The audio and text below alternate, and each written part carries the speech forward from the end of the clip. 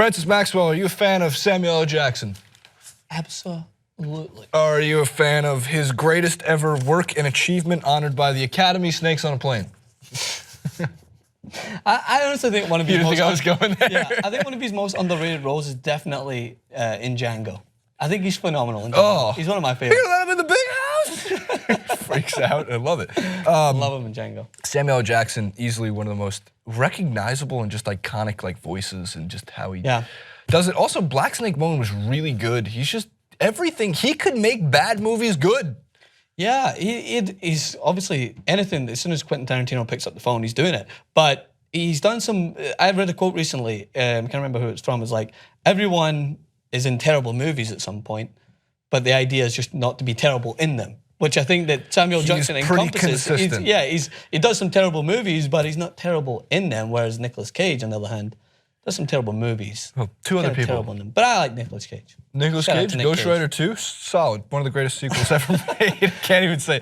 Now, I'll save the Nicolas Cage story for the end of the clip. But for the beginning of the clip, two of our other favorite people, Spike Lee and Charles Barkley, as well as Samuel L. Jackson, obviously the spokesperson for Capital One, the reason why I have a Capital One credit card, because he told me to get one. If Morgan Freeman came out with a credit card, I'd switch. No, you I would. No, you wouldn't. Wrong, rude, wrong, fake. sad. What do we have? We have two of the Capital One commercials, one of which is, I think, premiering soon, or it's already been leaked, obviously, by like Ad Week and stuff like that for March Madness, for the basketball tournament, and makes a spoof on the greatest movie of all time, Snakes on a Plane. Come on, Chuck. We got a plane to catch. Mom, we missed the Final Four. I'm ready. You looking a little puffier than usual there, Chuck. That's rude. I got enough clothes on for every situation. Like what? Night at the Opera, Layer 6. Sleepover with the fellas. Layer 5. Disco party? Pool party. Layer 1 or 0, depending on the party. Look at yourself. Let's play the next one. That has to do with the Snakes on a Plane. Thank you. Sam, what are we eating? What are you talking about, Chuck? What are we eating? Steak. And where are we eating? On a plane. So we're eating steaks on a plane. Proud of that, huh? I am. That's funny. How long been working on that? Oh, since the movie came out. Really?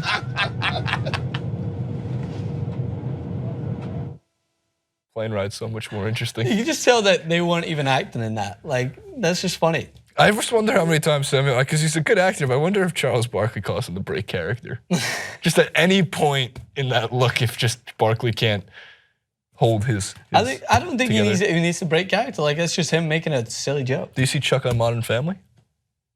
He had a role in Modern Family recently. He had a very small role, but he was did? with what's her name with the thick accent, Sofia Vergara. Oh yeah. She goes, Mr. Barkley, Mr. Barkley. Also, he played himself on that. Yeah, he was Charles Barkley. I mean, how many characters could we possibly come up with for Charles Barkley? Probably a lot, but none better than he's his own character. It's unbelievable. He's a caricature of himself at times.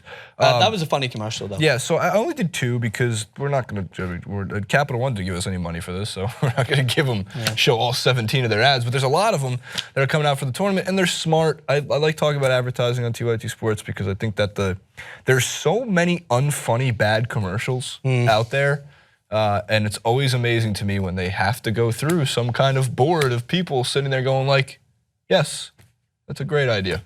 Let's run with that.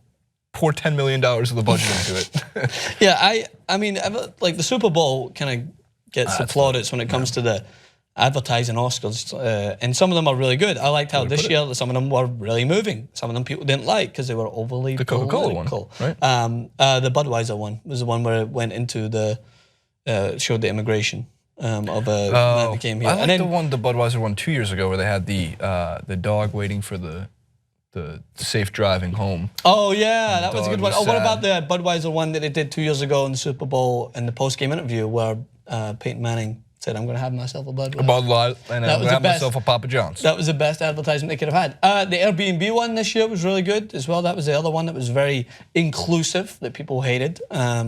Whatever, it's their branding. They're paying for it. They can do what they want. I just realized, could I just list your house on Airbnb if I wanted to? Like, how would they List my house? Yeah, on if I just Airbnb? wanted to. I think you need to own the house. I don't think you can list a rented Damn, apartment. that'd be really on funny if I can just be Airbnb. like, stay at Francis's house, and people just knocking on your door. Just let everyone know I'm renting. Yeah, everyone rents in LA unless you're super loaded. Are you super loaded? The missus makes very, very good vegan brownies. Very, very good. vegan Very brownies. good brownies. So yeah, I dig ads when they're simple. They don't try and overplay anything. Like we know that Capital One, when you see Samuel Jackson, it's like the Allstate guy as well. Like you know as soon as you see him. I love when they use the dub over for the voices of the kids. His voice, again, like I want to see a voice off. I want to see Samuel Jackson, It's tough. Morgan Freeman, Allstate guy, and who's got another very distinctive voice? The EA Sports, it's in the game guy. By the way, there was a video posted a couple of years back of a guy ran into him in the airport, and I was always thinking, like, how did you know that was him? Did you like just yell something over to him and go like, hey? And he'd be like, hey, like, E. E. Put them together. Sports. And then he realized it. So yeah, who else though? We're missing someone. There's someone out there with a very distinctive voice that we've been missing at this point. Matthew McConaughey. Voiceover. All of those against each other and see who wins. I don't know how you can determine a winner. How do you determine a winner?